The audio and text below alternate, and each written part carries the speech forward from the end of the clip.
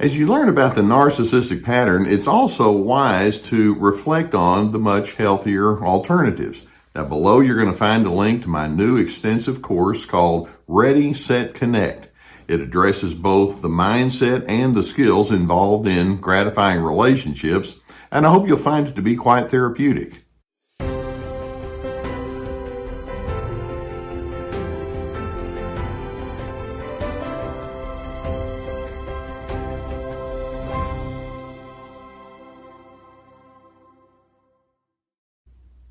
I know it can be quite disillusioning for you when you begin realizing that individuals who have a real strong narcissistic bent are just going to be that way.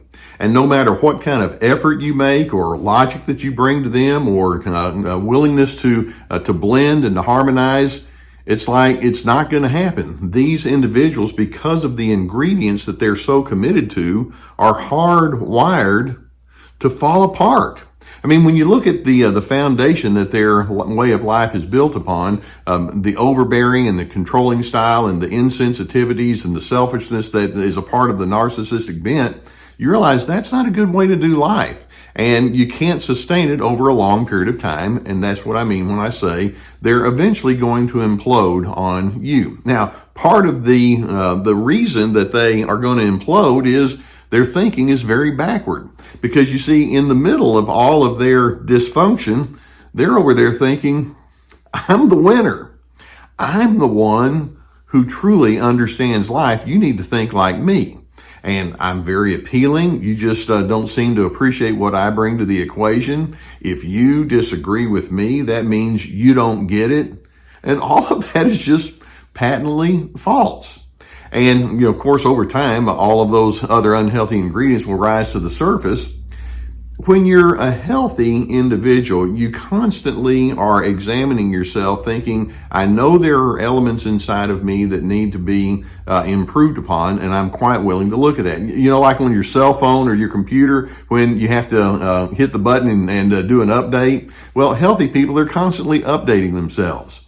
Whereas narcissists, when they get to the point where they need to start updating, it's like, I already know everything I need to know. And they remain with the same dysfunctional patterns over and over, decade after decade. And when you look back into their past, you realize there's a long wake of broken relationships and disillusioned people. That's what I mean when I say they are destined to implode.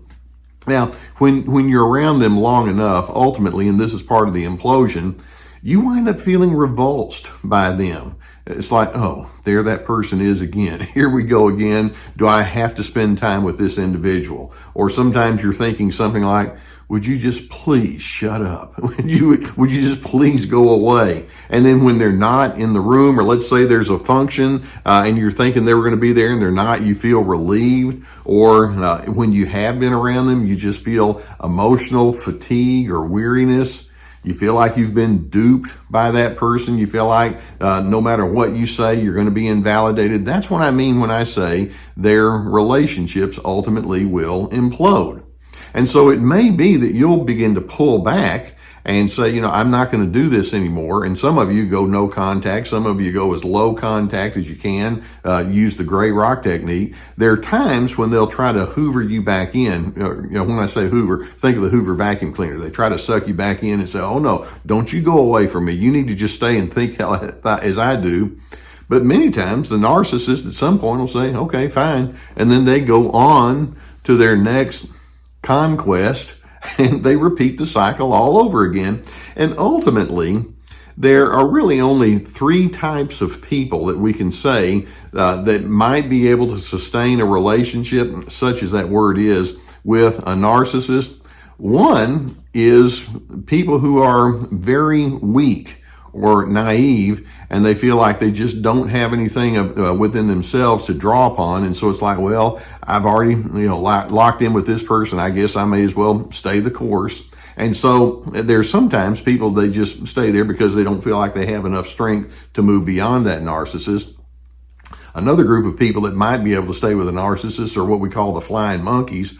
They feel like by staying associated with them, there's something to gain, and so they become apologists on their behalf. They overlook all the crazy stuff as they do whatever the narcissist wants them to do, and it's like, well, maybe I'll get their approval. Of course, it doesn't happen, but flying monkeys may stick around. And then another is that narcissists may engage with other like-minded narcissists. Narcissists of the world unite. And so for a while, they can stick around with each other, although those are like 2 grams butting heads, and that'll eventually implode. See, let's remind ourselves what it is that causes their relationships to just come apart at the seams. First, when you operate like the narcissists do with this never-ending need to be in control, people are going to just simply say, stop it, quit trying to pin me down, or quit trying to hold me inside a fence, or don't micromanage me, or quit trying to find fault with every little bitty thing that I do. Their need to control you ultimately becomes one of the sticks of dynamite, if you will, that guarantees this isn't going to last.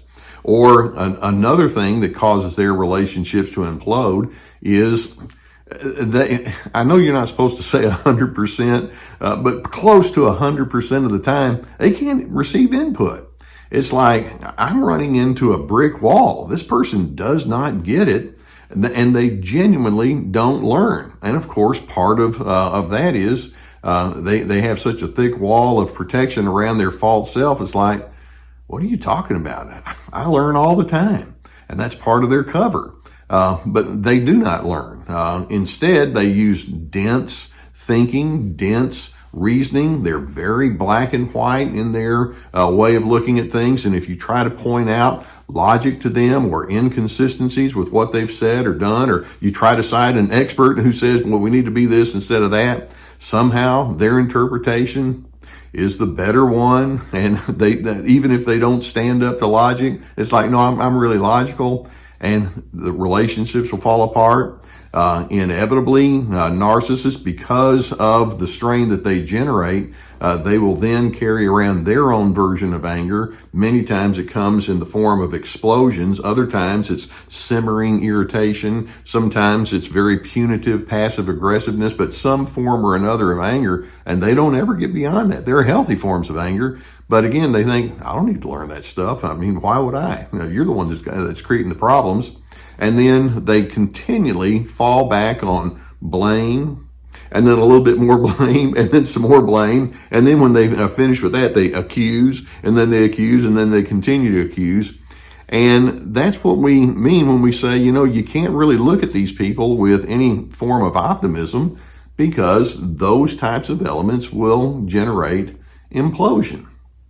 Now, let's see if we can take a few thoughts away with us on this.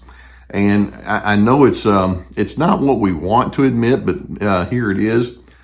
Some people are just beyond redemption. Some individuals, by the way, are a little bit more hardwired to be dense and black and white and overbearing from the very get-go, just with their built-in personality types and all. But then many times they picked up all sorts of bad habits along the way, to the point where any effort that you have to try to bring them to the truth, it just completely falls apart. No appeasement on your part is going to necessarily help with these. You may appeal to their common sense. You may think, well, if I butter them up and I'm trying to be real nice and real helpful and real friendly, maybe that will get through. It doesn't. And then you have to kind of start asking yourself, am I being required to let go of my good common sense to prop up a very unhealthy kind of relationship? And so that's why we just say, because these individuals are destined to implode, you're going to need to get away from the dynamite. You don't want to just go down with them, so to speak. And if possible, go zero contact and put them in your rearview mirror. And if that's not possible for various reasons, you want to try to have the least amount of investment in them emotionally as is possible. I know that it can feel unnatural for you to just acknowledge what we're saying here today, that some individuals, no matter how hard you try, they're going to fall apart. But And the reason is if you have a healthy personality, you want to draw upon hope and you want to draw upon optimism. But in the case of some of these individuals, it's like, it is what it is. And they are so intent on propping up their false self, their false version of what life is all about, that their psychopathology is just going to go on and on.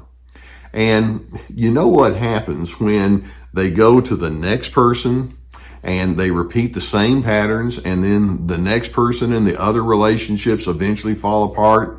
You know what they are going to say when that happens? You're over there thinking, well, now have you figured it out? Their one reaction to all of that is, it's still not my fault. Okay, that's where they are. And so I'm hoping, like I say, as you see it eroding and imploding, rather than thinking, well, I'm going to be the one that's going to come in with all the fix-it tools, recognize it for what it is, and then apply your good skills with people who actually know what to do with your healthiness. I do hope that videos such as this can give you some good food for thought and help you understand what you're dealing with. And it's sad when you have to grieve the loss of a relationship that really never was going to happen in the first place. If you do, if you've not already subscribed, I would encourage you to do so, and we'll keep more videos coming your way. Hit that notification bell that goes with it. If you have a need for therapy, we have a sponsor that will take you to a whole team of licensed professional therapists. There's a link right below the video, and it's online counseling right now is very popular. It can be very effective. We figured that out in the time of COVID. And so if that's something that you need to avail yourself to, I strongly encourage you to go down through the link and get the help that you would need. In addition, we have my courses, and they're quite extensive. We have 3 of them now. Ready, Set, Connect, about the healthy relationships. This is me about overcoming or having good boundaries. And then Free to Be, Finding Yourself Despite the Controllers. Multiple videos and lessons, and then written materials that go along with it, and pensive questions, etc. And then we have my books and other resources. I'm hoping that we can be a helpful resource for you. It's sad to say that a relationship with a narcissist is going to blow up. But as you understand what you're dealing with and you take your precautionary measures, I'm hoping you can practice your own self-care and take yourself to a place of safety, because ultimately you don't need the confusion that these people bring. I'm hoping instead that you can find goodness and decency, and most of all, I want you to find peace.